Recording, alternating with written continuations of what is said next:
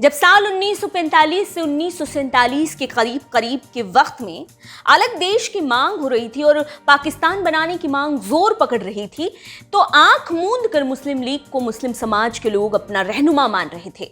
और हुआ ये कि ज़्यादातर मुस्लिम निर्वाचक मंडल वाली सीटों से मुस्लिम लीग को जिताने में लगे थे, जिता भी रहे थे।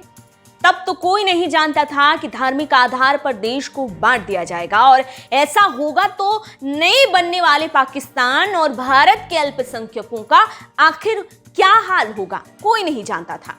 क्या वहां उनके साथ भेदभाव नहीं किया जाएगा, ये सवाल बड़ा था। और इतना वक्त बीतने के बाद दिख भी रहा है कि कैसे पाकिस्तान और बांग्लादेश में हिंदू अल्पसंख्यक घटते ही जा रहे हैं।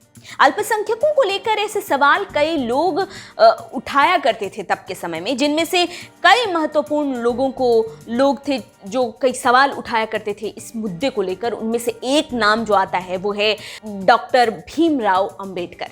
अंबेडकर भी थे इस लिस्ट में, जिन्होंने बंटवारे की हालात में हिंदुस्तान और पाकिस्तान में कैसी स्थिति बनेगी और अल्पसंख्यकों की हालत क्या होगी, इसका बेहद सटीक अंदाज़ा लगा लिया था। उन्होंने अंदाज़ा लगा लिया था कि क्या हाल होगा अल्पसंख्यकों का, जिसका समाधान भी उनके पास था।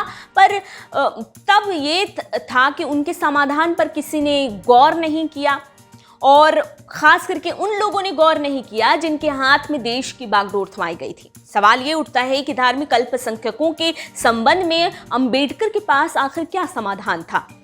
इस मामले पर डॉक्टर अंबेडकर के विचार क्या रहे, इस पर तो गौर करना ही होगा।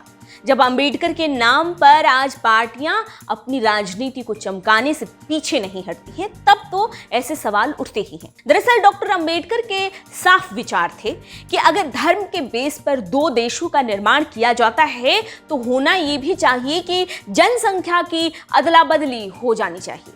मतलब ये कि देश में जो बहुसंख्यक है वहाँ दूसरे देश से उन लोगों को ट्रांसफ़र कर देना चाहिए। साफ बात की जाए तो अंबेडकर इस पक्ष में थे कि पाकिस्तान से हिंदू पूरी तरह से भारत भेज दिए जाए और जो हिंदुस्तान में जो मुसलमान रह गए हैं उनको पूरी तरह से पाकिस्तान भेज दिया जाए। वे साफ साफ मानते थे कि ऐसा नहीं हुआ तो सांप्रदायिक समस्या कभी भी हल नहीं होगा, कभी भी जो ये समस्या है वो और जटिल होता जाएगा, इसका कभी हल कोई नहीं निकल पाएगा, कोई समाधान नहीं निकल पाएगा। आज के वक्त में अगर देखें तो हो भी यही रहा है। सांप्रदायिक विवाद का अंत ही नहीं हो रहा है। जनसंख्या की अदला बदली वाले जो अंबेडकर के विचार हैं उनका जिक्र पाकिस्तान अथवा भारत का विभाजन नाम की एक बुक में की गई है।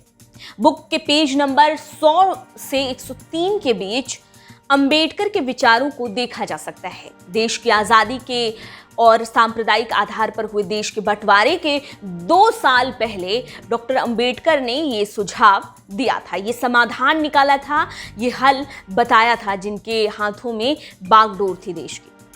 तब इस विचार से कई लोग बहुत नाखुश थे, पर अंबेडकर को इनका कतई परवाह नहीं था। इन चीज़ों से कोई फ़र्क नहीं पड़ता था कि कौन उनके अगेंस्ट है कौन नहीं है।